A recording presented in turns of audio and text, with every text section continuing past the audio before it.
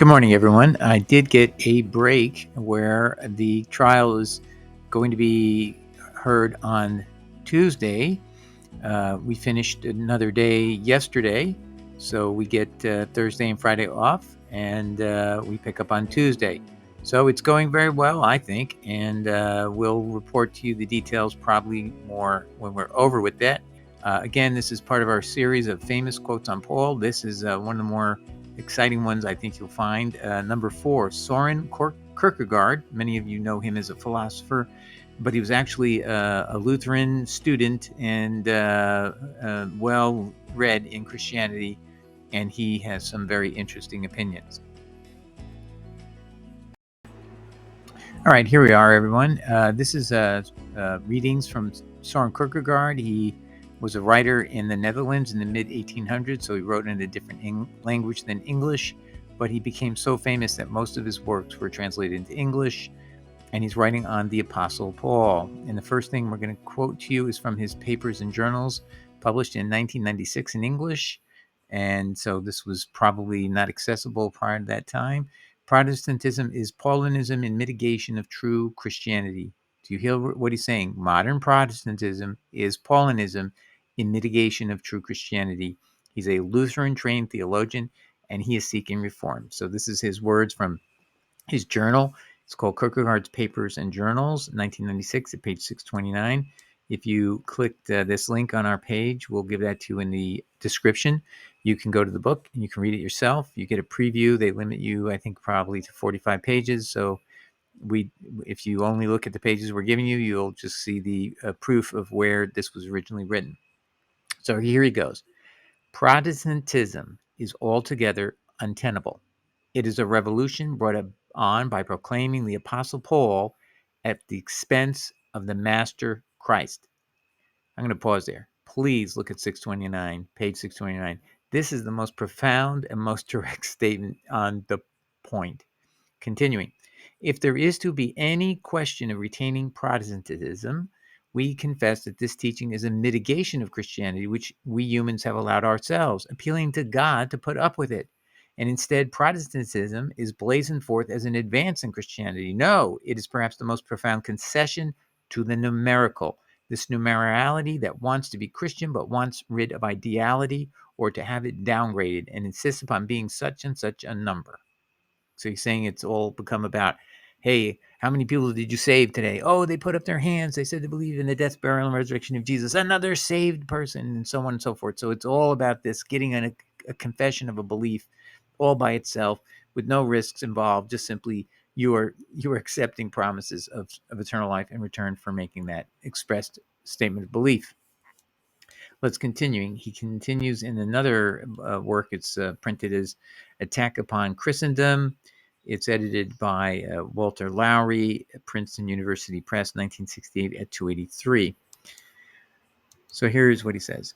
It is of great importance, especially in Protestantism, to correct the enormous confusion Luther caused by inverting the relation and actually criticizing Christ by means of Paul, the master, by means of a follower. Kierkegaard, it's an article entitled My Task, 1855, in the Essential Kierkegaard.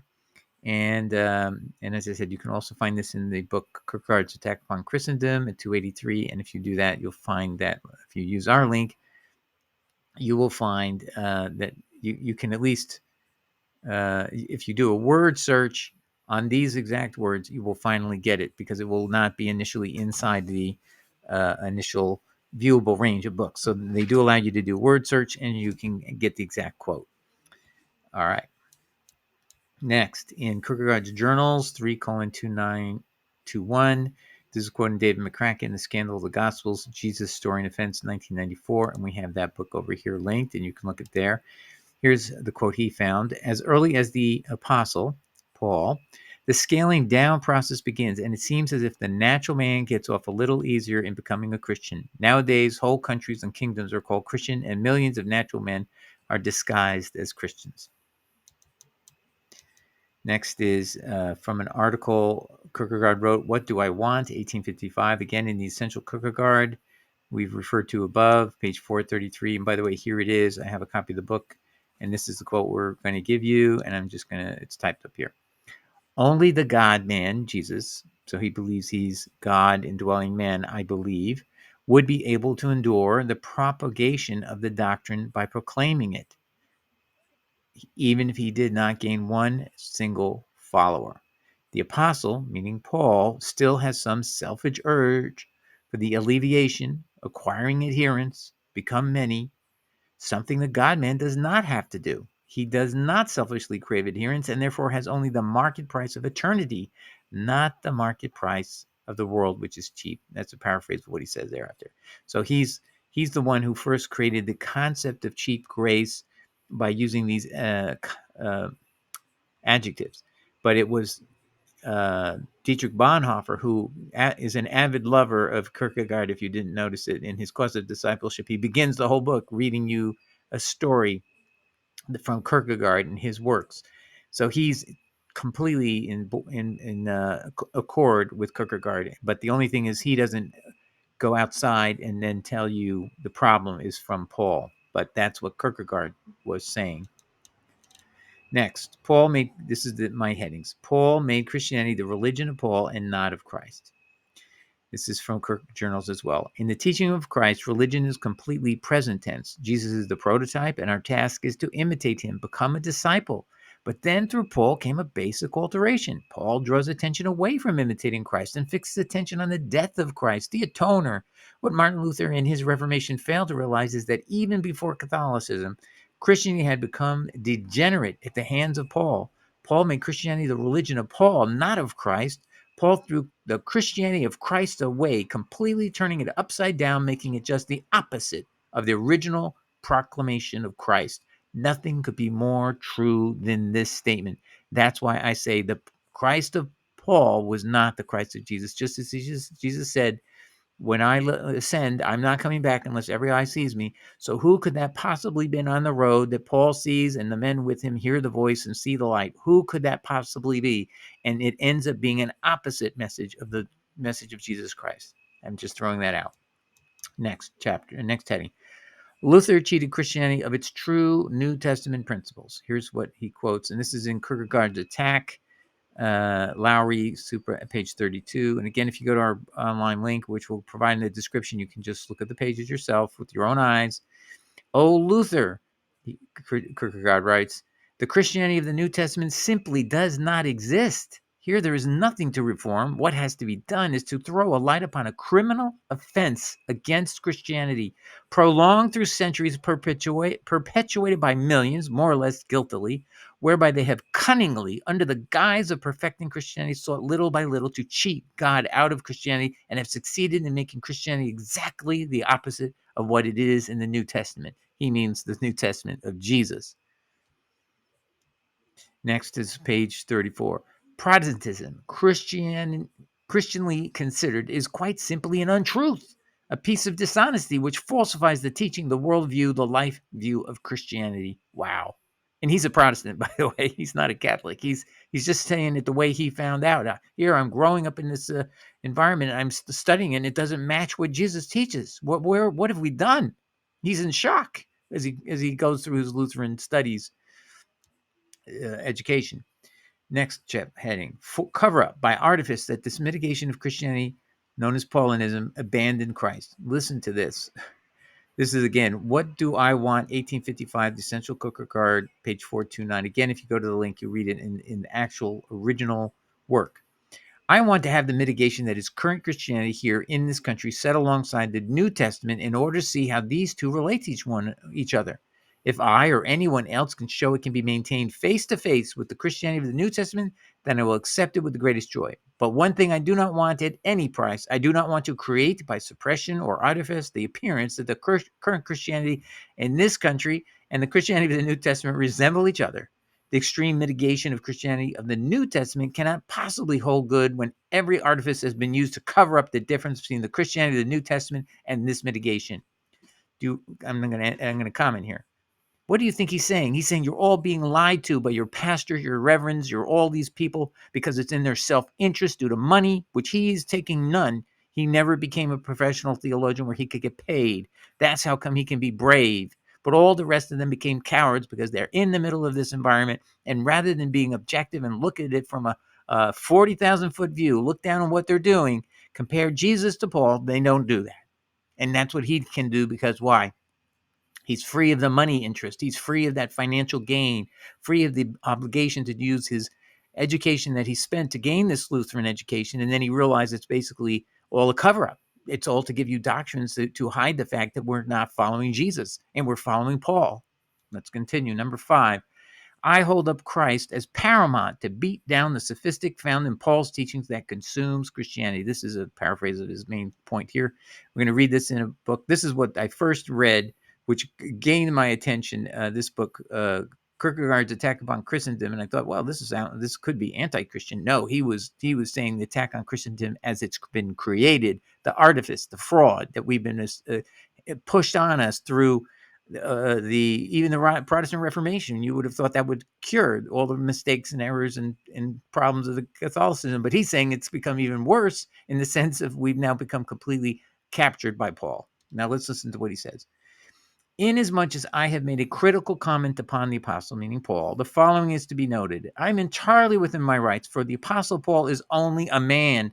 If in the teaching of the apostle Paul there is found even in the slightest degree anything that could be related to what in the course of centuries has become the sophistic, which consumes all of Christianity, I must raise an outcry, lest the sophists appeal to the apostle. It is of great importance, especially in Protestantism, to straighten out the prodigious confusion Luther has brought about by inverting the relationship and in effect criticizing Christ by Paul, the master by the disciple.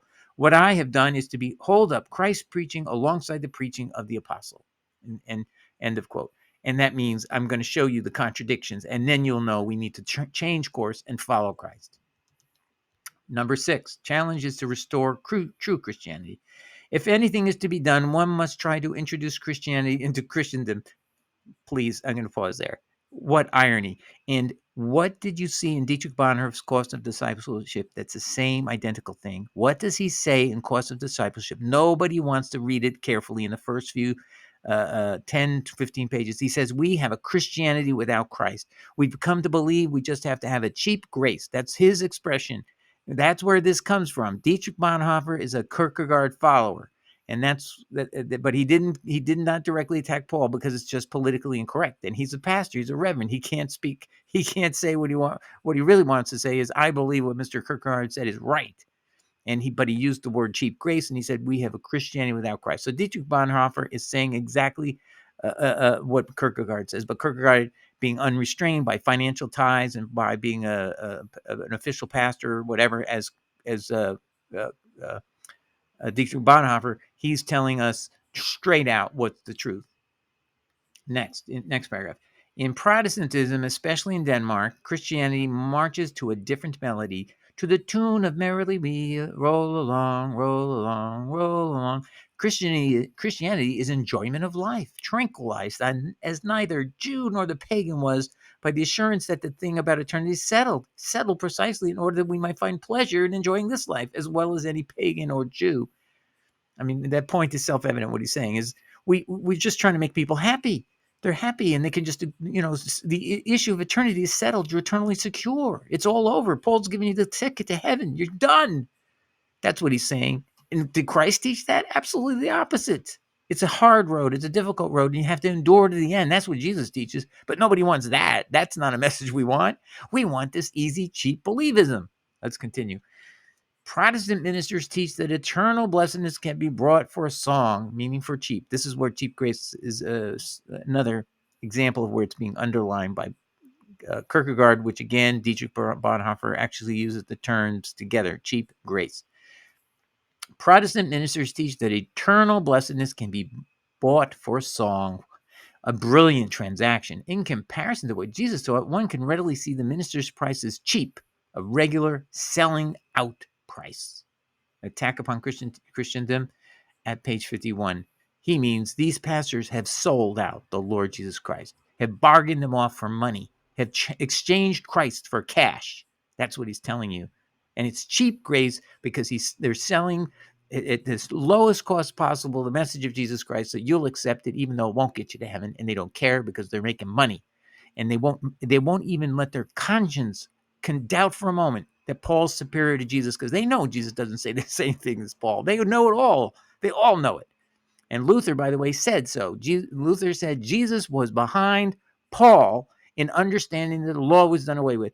That's how Luther created the Reformation. That's how he created the emphasis on Paul, by putting Paul above Jesus. You have to understand Luther, and if you don't study him, you won't know why we are in Protestantism, where every church service you go to is 13 quotes of Paul for every one quote of Jesus, according to my studies for 5 years at multiple different denominations. It never varied, the same ratio.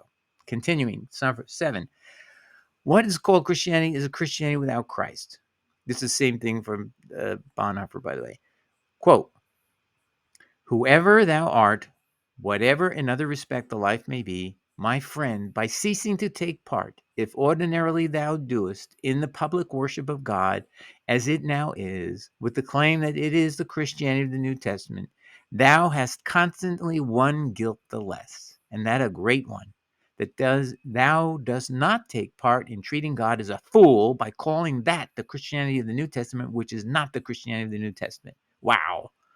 So he's saying, don't even go to any more of these churches. Don't patronize them. You're just encouraging them to continue down the path of error. Just leave them alone. And you do one less sin by not going. And he's trying to imply that going to these churches is actually sinful. And I've been ambivalent about that myself. Like, can't you go? Can't you get something out of it? Because it's like, impossible to oftentimes to socialize and meet any Christians at all when you don't have any context with one of the official mainline churches. But you know what? I think more and more I've thought about it. He's correct. We need to socialize with people who believe in Jesus and are not going to be distracted by any distractions, as Ron recently said in the article called Distractions. Here's my analysis and comments. So this is going to be a little bit of a mix of Kierkegaard and now my comments. And I'm going to stop it here. So we'll come. Kierkegaard was a very key influence upon Bonhoeffer. The only key difference is Bonhoeffer never openly criticized the modern emphasis on Paul over Jesus. Bonhoeffer simply ignored Paul when Bonhoeffer summarized the salvation principles applicable to believers in Cost of Discipleship, 1937. Pause. I mean, I have talked to pastors who just don't understand what this book is about because they're so wedded to their doctrines. They can't even listen to the words, read the words, and understand what they're reading. And so when I talk to them about what it actually is talking about, they say, I don't remember that. I say, you don't remember when he said we have a Christianity without Christ? You don't remember he said when Christ shows up in the middle of the congregation, if he showed up today in the middle of any church, Protestant church today, if the people would go, and Jesus started preaching, they go, that's not the gospel. That they try to correct him if he was speaking and they didn't know who he was. So they would reject even the message of Jesus if he came again in the middle of a church service. I mean, it could not be more blunt, but apparently it just doesn't get through to people. Anyway, I digress. Bonhoeffer was clearly influenced by Kierkegaard in de-emphasizing Paul. Bonhoeffer's book, Cost of Discipleship, even begins by giving an account of Kierkegaard's principles. The Cost of Discipleship then proceeds to give lessons which are obvious paraphrases from Kierkegaard, for example, cheap grace.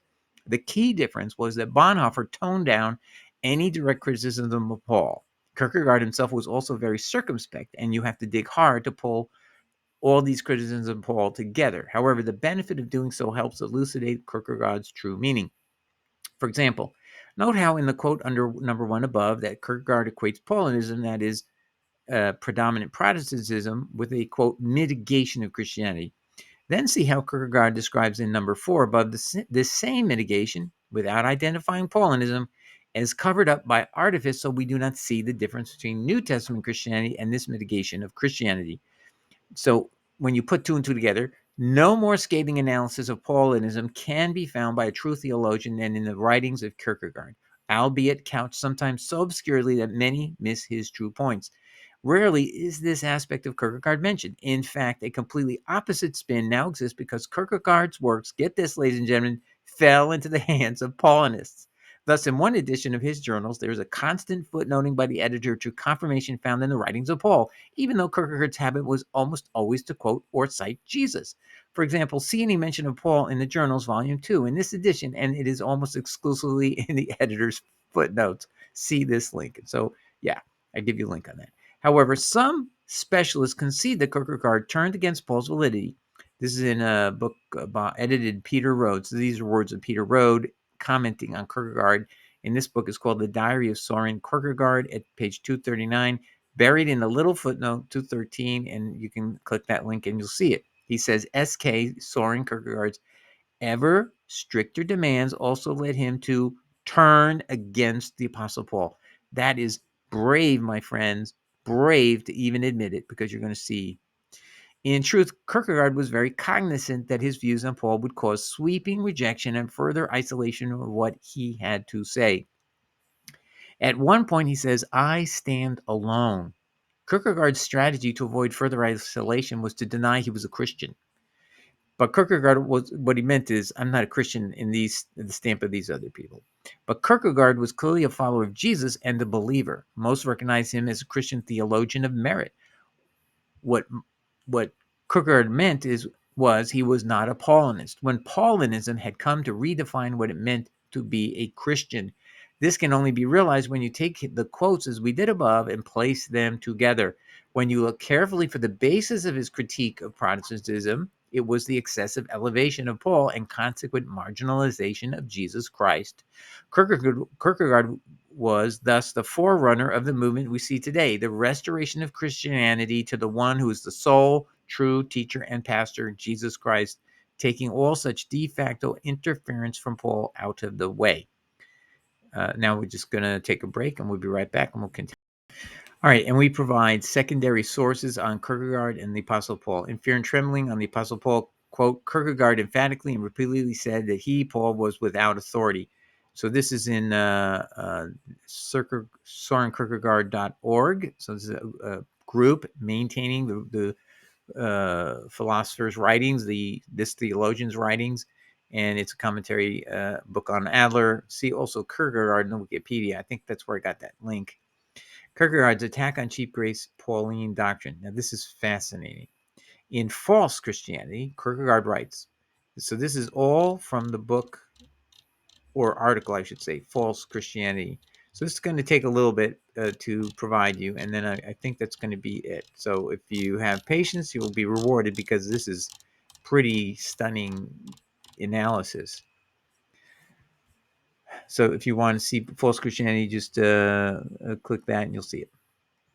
What is Christianity? Simple: to be like Christ. Christianity has been made so much into consolation that people have completely forgotten that it is first and foremost a demand. We could at least be truthful before God and admit our weakness instead of reducing the requirement. Christ comes to the world as the example, constantly enjoining, imitate me. We humans prefer to adore him instead. The greatest danger to Christianity is, I contend, not heresies, heterodoxies, not atheists, not profane secularism, no, but the kind of orthodoxy which is cordial drivel. You see what he says? But the most dangerous thing to Christianity is not all these enemies that you think you have. It's the orthodox view, the orthodox within your church. What is deemed established and accepted doctrine and whatever is cordial drivel. Mediocrity served up sweet. There is nothing that so insidiously displaces the majestic as cordiality. Perpetually polite, so small, so nice, tampering and meddling and tampering some more. The result is that the majesty is completely defrauded, of course, only a little bit. Imagine a kind of medicine that possesses in full dosage a laxative effect, but in a half dose is a constipating effect. Suppose someone is suffering from constipation, but for some reason or other, perhaps because there is not enough for a full dose, or because it is feared that such a large amount might be too much in order to do something, he is given, with the best of intentions, a half dose. After all, it is at least something. What a tragedy! So it is with today's Christianity, as with everything qualified by an either or, the half has the very opposite effect from the whole.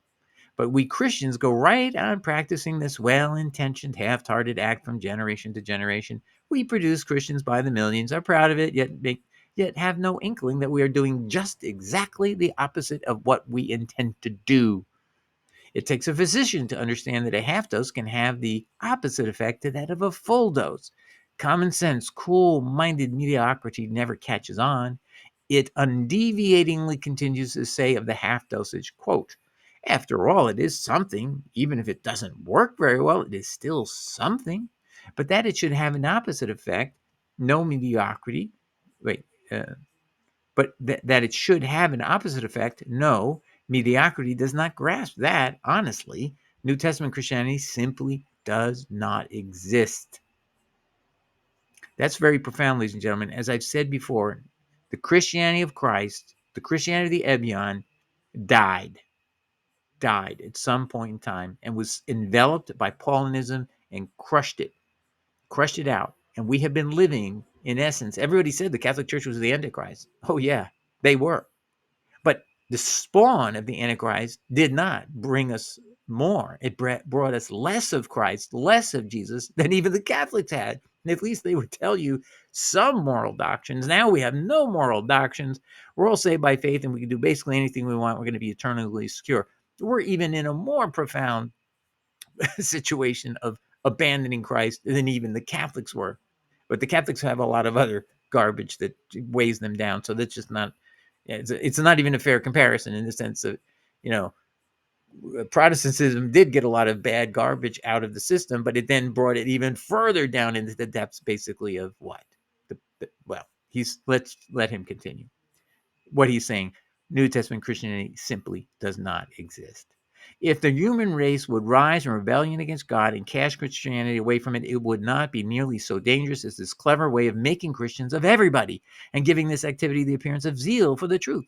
This is nothing but a scoffing at God by offering him thanks for bestowing his blessing upon the progress that Christianity was making. So this is all about, does Christianity progress? We don't care about the individual. We just care that Christianity is growing. That's what he's talking about. New morality, trying to make the Christian church being more popular and more pervasively accepted within society, rather than the message of Jesus being pervasively accepted and followed throughout society on an individual basis. But I digress. Christianity's history is one of alienation from God through the gradual strengthening of appearance. Or it might be said Christianity's history is one of the progressive removal of God tactfully and politely by building churches and monumental buildings, by a monstrous doctrinal system with an incalculable host of preachers and professors. Established Christianity is about as far away from God as one can possibly get. I got to pause there. I mean, can he be as blunt as he possibly can? I've tried to be blunt and then people push back, but that's the reality. Now I'm hoping and trusting that there's a movement going on in every country like you're seeing here. And I'm not the only one who's advocating these words. Only Ron is doing that and other people. It's got to come back. It's going to come back. Jesus is coming back, and there's going to be 144,000 at least, if that was meant to be a number of the maximum or a specific real number. I think it's more of a symbolic number, 12,000 times 12,000, or 12 tribes times 12,000, 122,000, whatever it is. God knows what real number is. But all I'm saying is it's changing now. God is moving and changing people's hearts to follow Jesus and not to be bogged down in what did Ron call it? Distractions. Let's continue. Now, if I say this to anyone, I will be surely told, true, something must be done, but the problem is that there are too few pastors in proportion to the population. Let's get 1,000 more. Excellent, in order to get farther away from God. So he's telling you the pastors are not promoting Christianity. They are promoting, well, they're not promoting what? New Testament Christianity. They're not promoting real Christianity. They're promoting the Christianity was fabricated by Rome and then modified by Protestantism, which didn't really put us in the right path as we were hoping, or was maybe the intention, but it ended up going into the pits. Let's continue. So excellent. That gets us further away from God, and a permanent alliance of pastors and professors to make the doctrine more strictly accurate. So this is his statement of what these people are saying. Here's the cure. Let's just have more pastors, give more doctrine, and make sure it's more strictly accurate. And then he says this to mock that. Excellent, excellent, excellent, in order to get further away from God. So twice he's saying these pastors, all these theologians, they're not bringing us closer to God. They're taking us further and further and further away. And gosh darn, that's the truth. If you read all of these things, it's just deeper and deeper into Paulinism. Paul, faith alone, grace alone, faith alone, totally erasing Jesus. And I'm going to hit you again over the head, ladies and gentlemen. Mark 9, verse 42 to 47. If you have any doubt of what I'm saying, memorize that passage and go look it. If a believer in me should fall and be trapped into sin, You have two choices. You can go to heaven maimed by cutting off the body part and snaring you in sin, or you will go to hell whole, you believers in me. Is it faith alone? Absolutely not. It's the exact opposite doctrine. They could not be more further diametrically opposed to each other than that passage, and everything Paul is construed by his defenders, by his advocates. He defends and argues that you are saved and eternally secure simply by believing in the death, burial, and resurrection of Jesus. That's in 1 Corinthians 15, 1-4. But I digress. And now he goes on. No, no, no. If you are really serious about getting God closer, then consign the whole system of established Christianity with its lying gang of preachers and professors. These Christian experts with en masse provide an excellent commentary on every Bible passage to death and the devil. So he's saying, you want to really get back to Christianity, then take all these preachers and take all these professors and consign, with all their supposedly excellent commentary on every passage, consign them to death and the devil. That's the way to do it, because then you'll be able to seek for, he then goes on, seek first God's kingdom. The Christian rule for action is simple. Venture to act in accordance with the truth. And at the same moment, through this action, you will collide with the environing world. That's so true. If you simply say, I'm going to follow the truth, I'm going to act in accordance with truth, then the whole world's going to be against you, because they don't want you to follow Jesus. They want you to follow Paul, which is a non-action. It's a belief-only system. It's not a doctrine about what you do. We're continuing. Your action will be such that you will discover the collisions of the essentially Christian. In no other way can one enter into the situation where faith can come into existence. Venture right into the middle of actuality. Risk, and then God will truly come. But now God sits and watches to see if there is one single person who will venture. Every single human being is able to venture, and God is willing to become involved with absolutely every human being who ventures. He is infinite love, but he's also majesty. And he is a connoisseur with his dreadful, sharp-sightedness. He's able to see whether a person wants to exploit him or it's venturing. I'm going to stop there. Have you become a Christian because you want to exploit him? That somebody has told you can just believe in the death, burial, and resurrection and then go to heaven, and you're eternally secure, and you don't have to change. You don't have to cut off any body parts and snaring you in sin, as Jesus taught in Mark 9 verses 42-47. Is that what you're doing? You're trying to bargain with God and say, I found somebody who contradicts Jesus, I'm going to go with him rather than Jesus. What do you think God's going to tell you on Judgment Day? That's what Soren Kierkegaard is trying to point you to. Let's keep going. I want to make this Soren's position, but it's so so the points are amazingly strong and great. He then says this: it is a Christianity from which the cross has been removed. It is a sentimental view of faith which forgets that Christ's call provokes the consciousness of sin. Yeah, I'm going to stop there. So he's saying, just you've thrown the cross away. It doesn't matter. You're saved by faith, and that's it.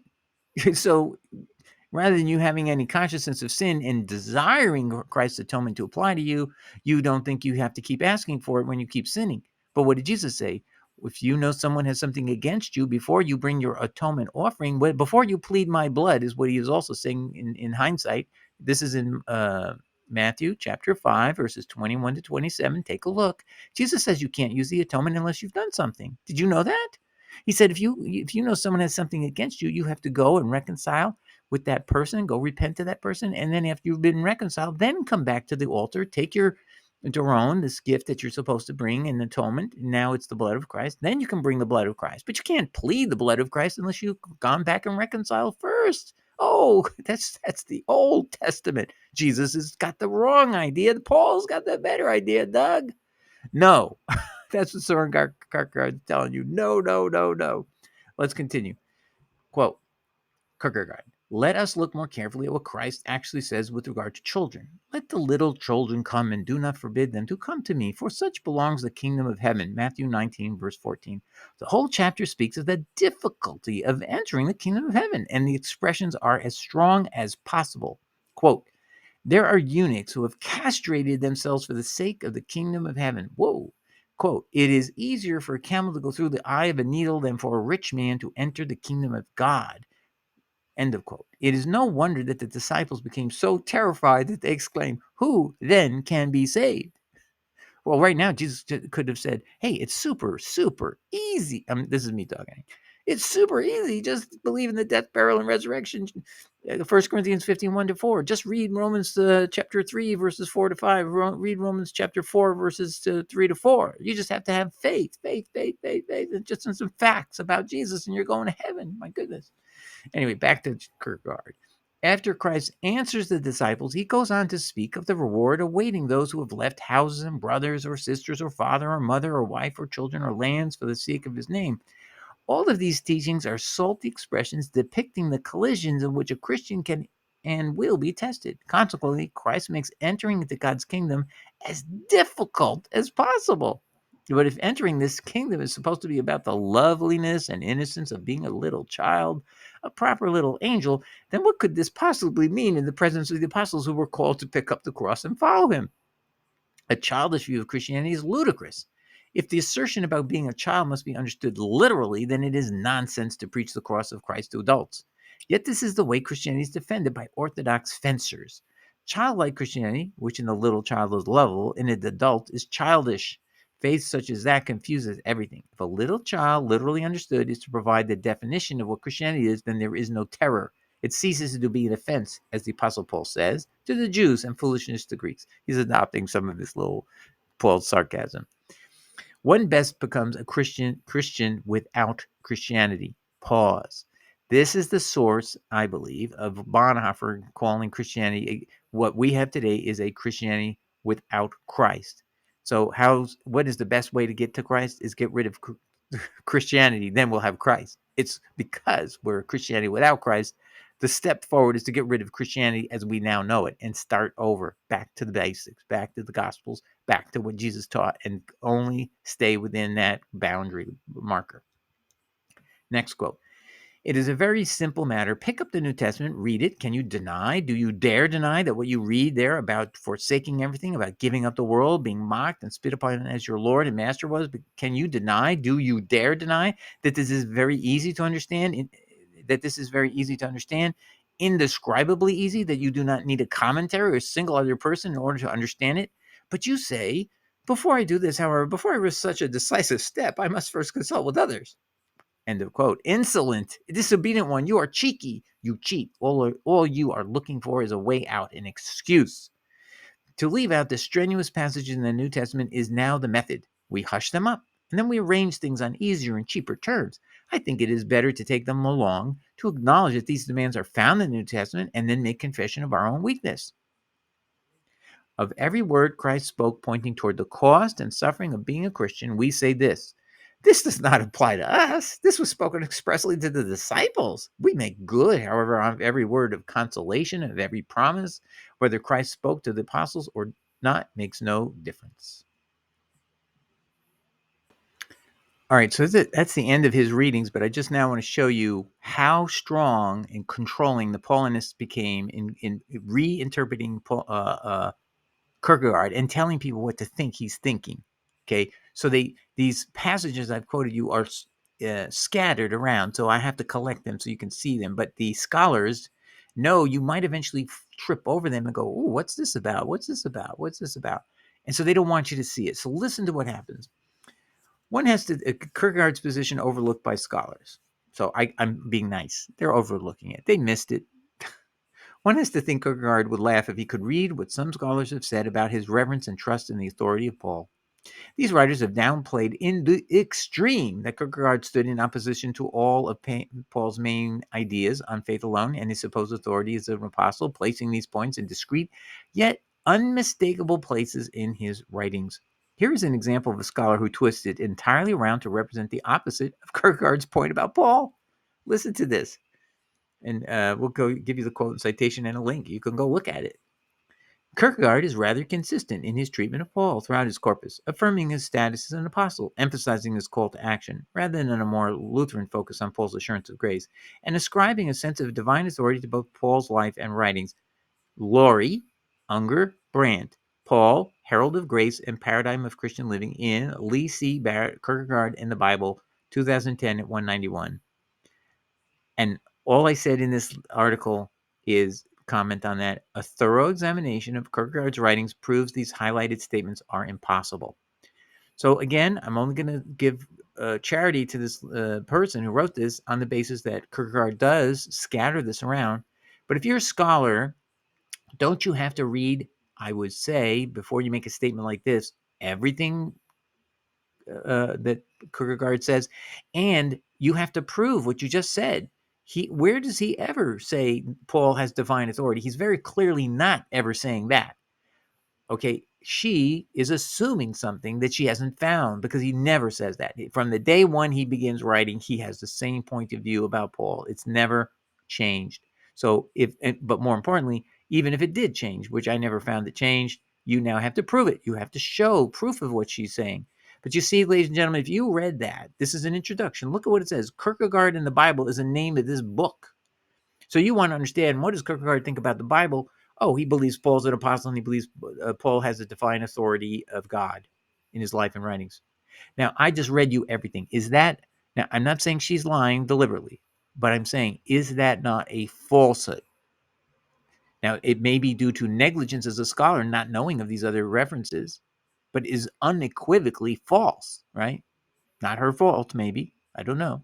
Not putting myself in my mind. That's not the point, but I'm just saying this is the kind of propaganda you're looking at that leads you to not know who Kierkegaard really is and what he's talking about. And so one of the most famous anti-Pauline writers, most clear and blunt writer about it, is silenced, because you're not told to look for these things, and they don't collect these things like I did. But now you know the truth. And so God bless you. I hope this helped you all. Ciao, bye.